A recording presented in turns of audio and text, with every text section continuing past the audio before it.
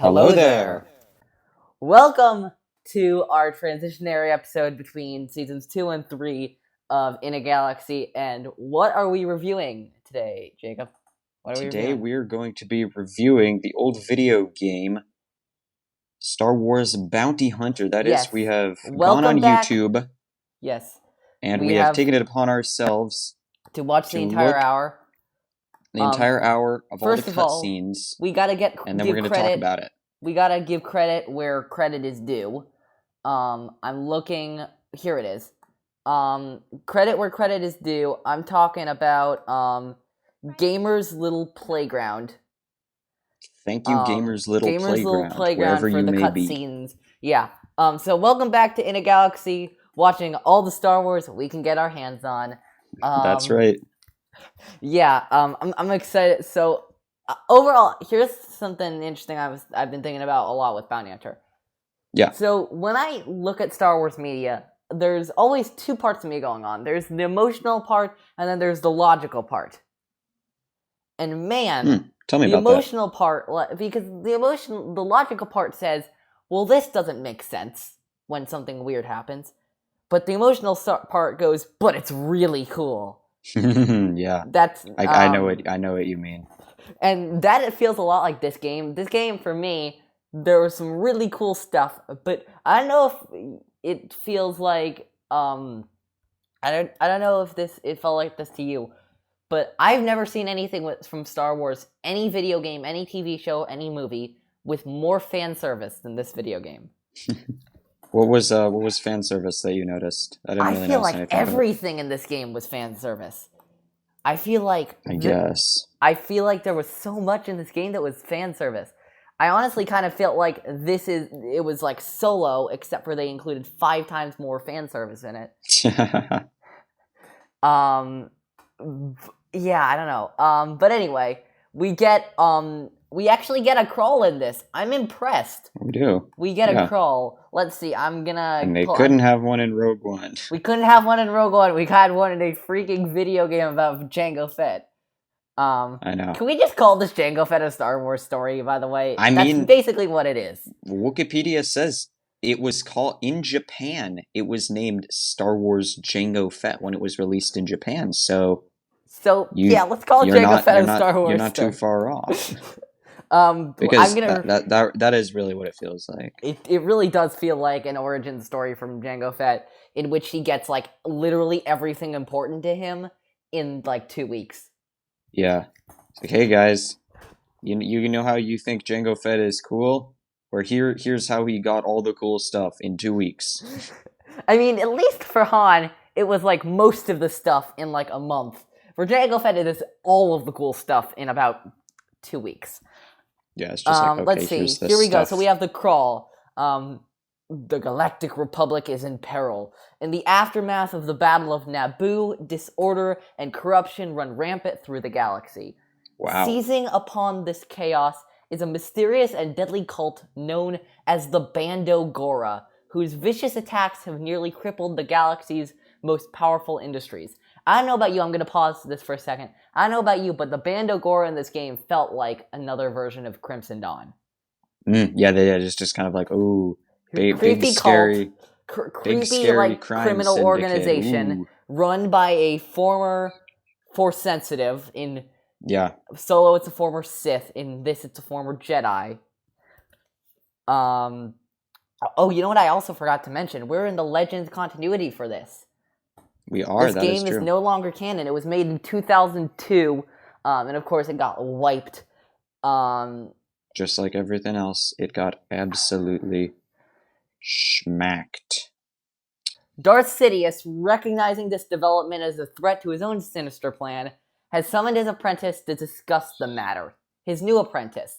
And of course, that new apprentice is Darth Tyrannus, or Count Dooku. Oh no, not my sinister plan. Not my sinister plan? No, a less sinister organization is threatening my already sinister plan. Oh no! Yeah. What was I gonna say? Oh yeah. By the way, did you notice that this game has a weird thing with pronunciation of stuff? Yeah, I did notice that a little bit. Yeah, Sidious at the definitely. beginning of the game says to his apprentice, Lord Tyrannus, Yeah, that not was weird. Lord Tyrannus, as it's usually pronounced. And Or then yeah, later or in like the game, Tyrannus or something. Yeah. and then later in the game, when Zam's introducing herself to Jango, she says her last name is Wesell. When I always thought it was Wesell, I assumed it was Wesell too, but I guess but I was wrong. either we're wrong or the game's wrong. I'm not sure. I'm actually curious. Let me see if there's an official pronunciation of of the name Zam Wesell or Zam Wesell. Um, did you know, by the way, that not only was Temuera Morrison voicing Jango Fett in this, Wow. but Leanna Walsman, I believe is her name. Yeah, Leanna Walsman, who played We-ZELL or Wesell in Attack of the Clones, was also Zam in this game too. Wow. That's pretty cool. So It's they got some big names. Yeah. Let's see. There's nothing in the canon section. The legends section. Interesting. So the pronunciation on the legends one seems to accept both. Interesting. Okay. This is maybe a Twi'lek situation. It's Twi'lek. It's Twi'lek, but some people pronounce it Twi'lek. Yeah. It's Twi'lek. It's interesting though that like everything is pronounced differently. Maybe it's I don't know. Yeah, it's a Star Maybe Wars there's some thing. backstory behind it. Maybe it's just Anyway. like something that they decided to do because they thought it would Yeah. be cool. Who knows? Who knows? You know? What was I gonna say? Oh yeah. So the first 10 minutes of this with Jango fighting the beast and then collecting his target, I don't know, I felt it was really very cool. It felt almost like a scene from The Mandalorian, actually. I thought that was interesting. I love this. I'm looking back at my notes and I literally wrote also, is this gonna be a solo type game for Jango? Oh, here's how he got his jetpack. Here's how Boba was created. Here's how he got the Slave One. I'm a little worried about that, to be honest. Literally to be everything honest, I though, wrote down. I feel like it is slightly less cringe in my opinion. I mean, nothing can beat. What is your tribe? Where do you come from? Solo. I just feel like that's a I know I realize you may not agree with me, but from my perspective, that feels like a metaphor for the entire Disney ownership. I Like, was actually gonna Solo. comment that I think that is maybe the most cringy scene that Disney's offered to Yeah, Star yeah, Wars I have to agree. in any movie that they've done. Yeah, I fully I think that is feel the even same more way. cringy than the Kylo Ray kiss at the end of Res. Oh God, that was so. Why would they do that? It was bad, but It doesn't make any sense. I think Han's name is actually worse. Yeah, I think Han's name is kind of. It's pretty it's egregious. It was like, what? Why? Why would you that doesn't do make that? any sense. Like, it had so much allegorical charm, and now it's just like, oh, aha, Solo, Lamau. Yeah. So we also meet a rival of Jango Fett, and his name is Montross. And Montross felt weird to me. Montross felt a little strange. I mean, like, it was an interesting rival for Jango, but but up until like the very end of the game, and we'll get to that. But like, we'll understand why. Like I understand why Montross was important at the end, but not really at any time before then. Let's see. I'm looking. Oh yeah. So we also have this Django's like bounty hunter dealer is a Toydarian named, I think her name is Roz. Roz. Roz. Yeah. She was an interesting character. One thing that really grounded me as we're in Star Wars right now. Did you notice that when he was pondering over whether to accept the bounty on Kamari Vosa, she said, I got a real bad feeling about this. I have a bad feeling about this. She has a real bad feeling about this. I know. That was like, okay, at least you're doing something, right? She's like, haha, Star Wars. Haha, Star Wars. Haha, fan service. So yeah, the leader of the Band Gor is actually a former Jedi, named Komari Vosa. And a little spoiler for the end, but I already knew this from Legend stuff, but Komari Vosa is actually revealed to be Count Dooku's former apprentice. Yes, that was a good twist. I like the whole way it was. It was a good twist. You know I what it already knew reminded it, me of? but It reminded me of the box in the Clone Wars, and I'm wondering now if maybe the box in the Clone Wars actually had inspiration from this. that's actually not. I didn't consider that, but that's a good parallel, actually. Like I feel like I don't know. It's not like a carbon copy, but the idea kind of feels the box definitely took bit inspiration similar, from it, no?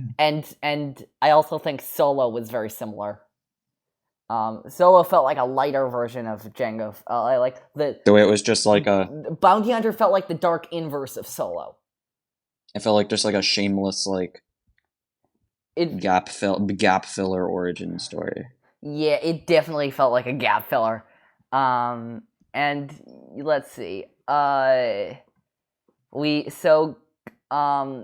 yeah, this was interesting. So, Jango was to get into the Bando Gora to try and get to Komari Vosa.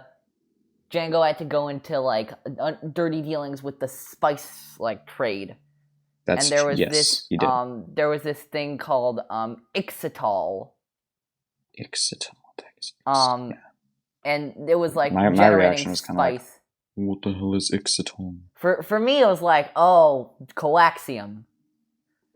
Like resource that we have to do something about. It's like there's some like the Bando Gora is Crimson Dawn, Komari Vosa is Maul, Ixatal is coaxium. Yeah, it's just like it's like poetry. It rhymes. It rhymes. Every stanza sort of rhymes with the last. Hopefully it'll work. So Jango goes to Coruscant, and he kills this corrupt senator named Senator Trell, who's doing dirty dealings with the underworld. Dude, can I just say Jango feels like kind of a dick in this? Oh, definitely. Like, he is kind of a dick. He is. I'm a huge Jango Fett lover. He is my favorite bounty hunter by far. And so I think that kind of blinds me in a way. I'm like, oh yeah, Jango Fett doing Jango Fett things. But yeah, he does feel very soulless in this. But that's always kind of the vibe I got from Jango. He's a true, like, if the price is right, I'll do it sort of guy. Yeah. I also, let's see. Oh yeah, did you notice that when Jango kills Senator Trell, when Senator Trell falls, the music that played when Qui-Gon got stabbed by Maul played? Yeah, that was an interesting moment. It was weird. Yeah, the whole death stick thing. I think there was a reference to the "You wanna buy some death sticks" guy in there. The Lance the guy from Attack of the Clones. Yeah, I think there was a reference because she said like something about like there's a small time death stick dealer on Coruscant with a Jedi bounty on his head. Actually, that's a good catch. I think there might have been there was also a reference. I wouldn't be surprised. There was also a reference to Jaster Muriel. Jango talks a little bit about Jaster Muriel. In Legends, Jaster Muriel was... So Jango Fett wasn't born a Mandalorian. Yeah. Jango Fett was taken into the Mandalorians by a true Mandalorian named Jaster Muriel. And yeah, it's an interesting reference to other stuff in Legends. Jango does like a prison break. That part I didn't quite understand really why he was trying to break someone out of prison, I think, to get them to tell him where the Bando Gora was located. But then someone killed the person. But then another hunter killed the person that he was gonna kill. But that hunter was Wesell or Wesell. And then Dang, I love that he Wesell. introduces himself to Zam Wesell or Wesell. That felt like a super origin story It moment. did. It on the Slave Kind of in One. a shameless On the way. It's just Slave like, One. They're like, "What do you call the ship?" I'm like, "Really? Really? You're gonna do this?" That yeah. felt like the "What is your last name?" sort of thing from Solo a Yeah, little it bit. did. And then one of the things that this game does absolutely shamelessly is a lot of planet fan service. So first of all, we go to Malastare, Yeah. which is Malastare is It's interesting that like he had a name similar to Sebulba. The other Sebulto. Doug. Yeah, the Doug Sebulto. Sebulto, similar name to Yes. Sebulto. Sebulba's third cousin twice removed. Yeah. It does feel there's so much fan service in this. It's kind of ridiculous. Yeah.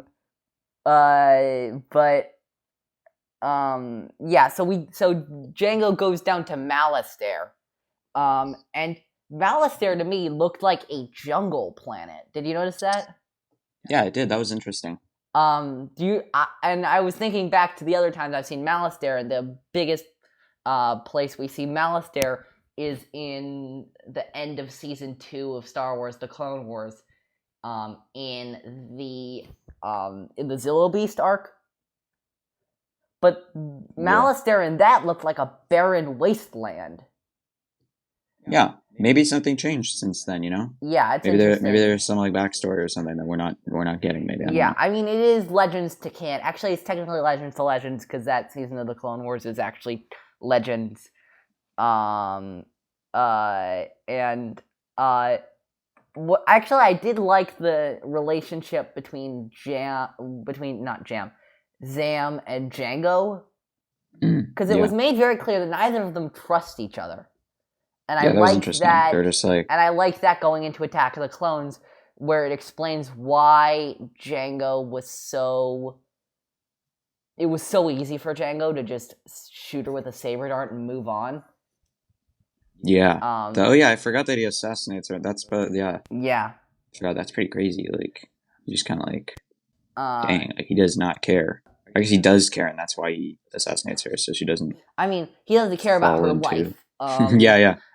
But yeah, so it's really interesting, and I guess we're gonna go to the place where this was my biggest facepalm, like, ever. As soon as they mentioned Tatooine, you're just like, bruh. Did we really have to like go to Tatooine in every Star Wars thing we go to? It's like, come on, get us off of that planet. We definitely do, apparently. And then we get a great reference right here. Roz is talking to Jango, and she says, something about a friend of mine who lost everything in a pod race last season. Boom. Wow. Top tier fan service right there. I usually am not this negative about stuff, but the fan service is strong with this one. The fan service is strong with that one. And then we get a reference to the Jundland Waste, and we get reference to the huts, and Gardula is working with the Bando Gora. It's revealed. Wow, wouldn't you know? Criminal syndicates dealing with other criminal syndicates.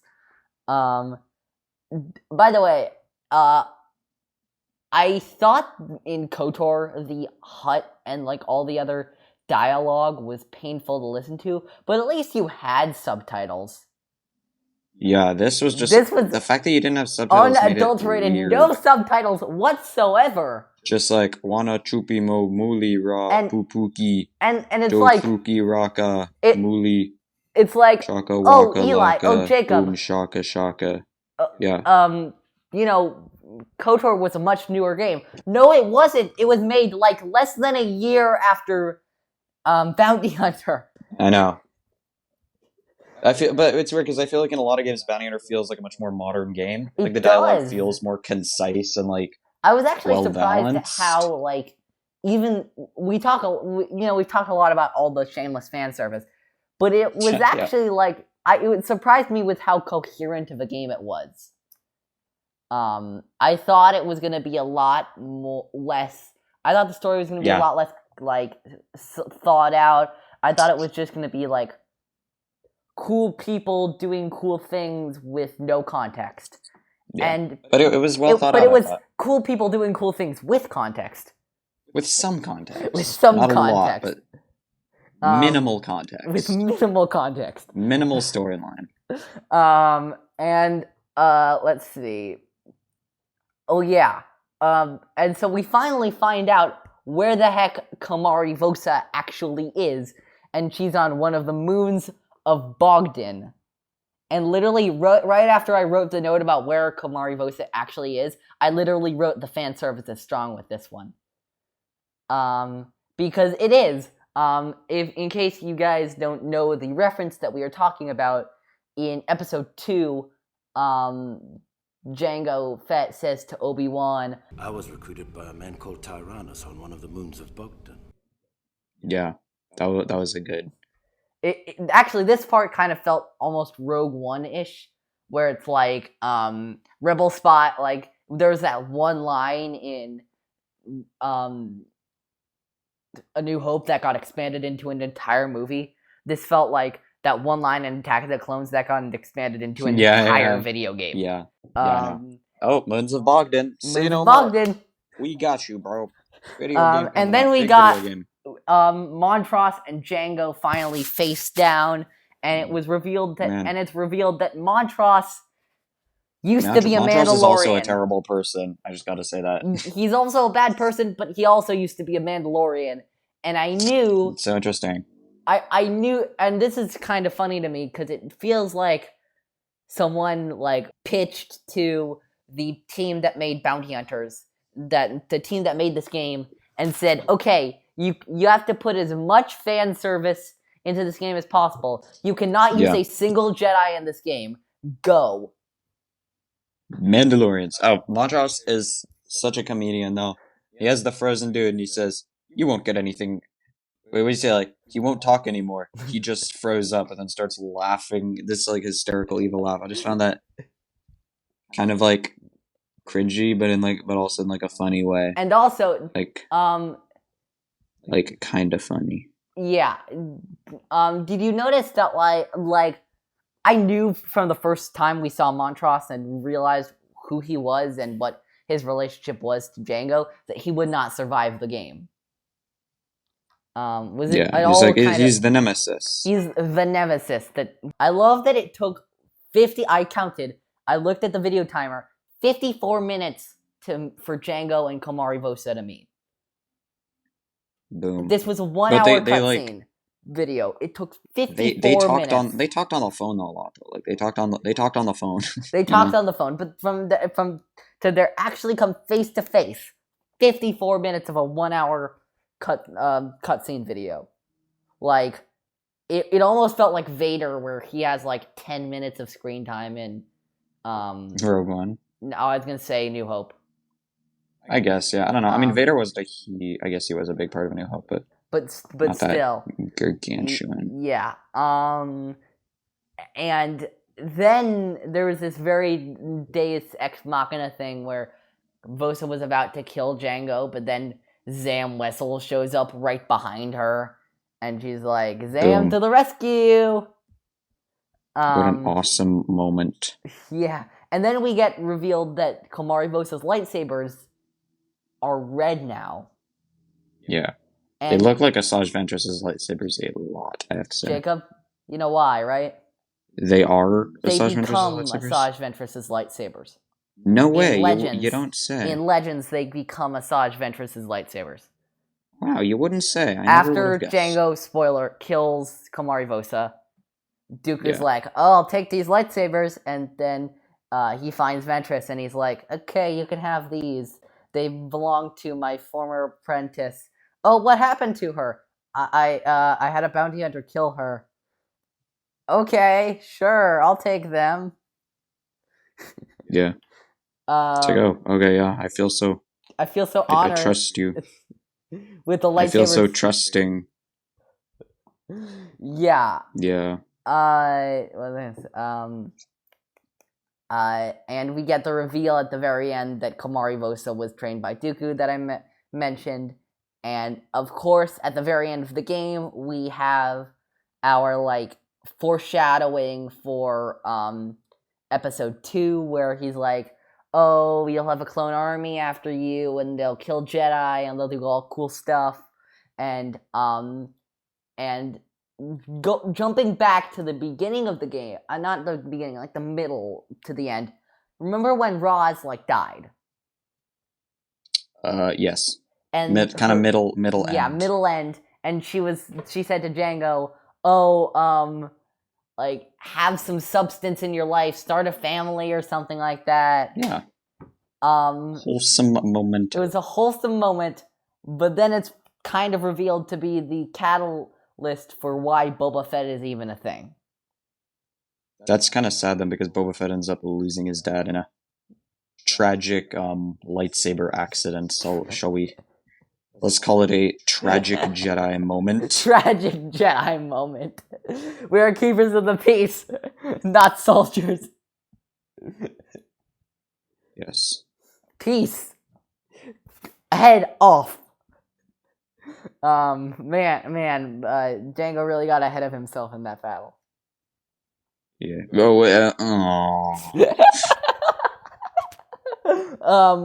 And I guess Sheesh, that was, man, you had to go there. I kind of did have to go there.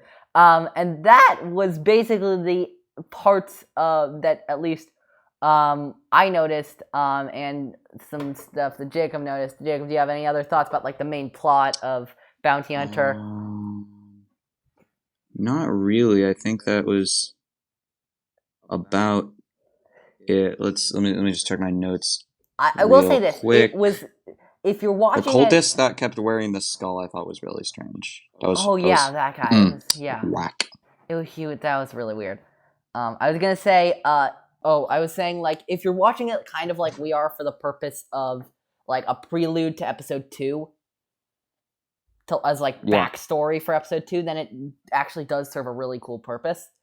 But other than that, really, there's not really a lot of purposes it serves, in my opinion. Yeah. It really does feel like just a bunch of backstory. Let's see. Yeah. Yeah, so I guess that's really it for the, like, real stuff about Bounty Hunter. It was really interesting looking into this. Jacob and I had never watched this before. Yeah. And I'm looking forward, as we go on with this podcast, of doing more stuff that we've never watched before. Yeah, I think that's gonna be a lot of fun. This exploring a lot of stuff like that. In the meantime, let's tell you what we're looking forward to in Season 3 of In a Galaxy, because that's going to start next week, basically, by the time all you guys are watching it.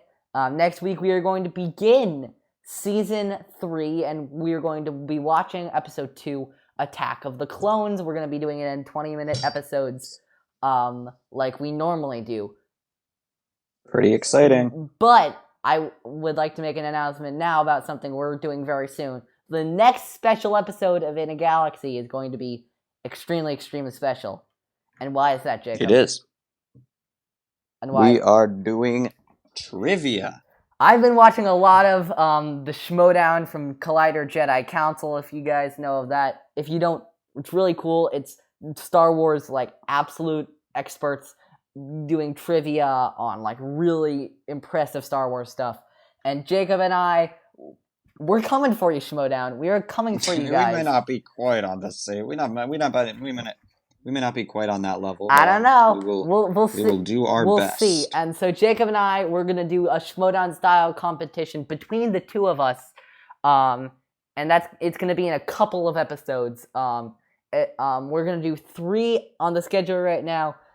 Is 3 episodes of Attack of the Clones analysis, and then the trivia contest, and we're writing The questions. legendary Schmodown.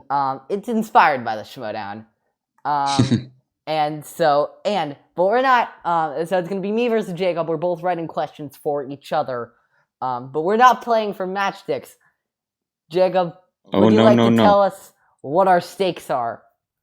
The stakes are, we get to, whoever wins, the winner gets an entire special episode about the subject matter of their choice. Exactly. The next special episode we do, we're gonna, whoever wins will have the topic will be whatever they choose, no questions asked.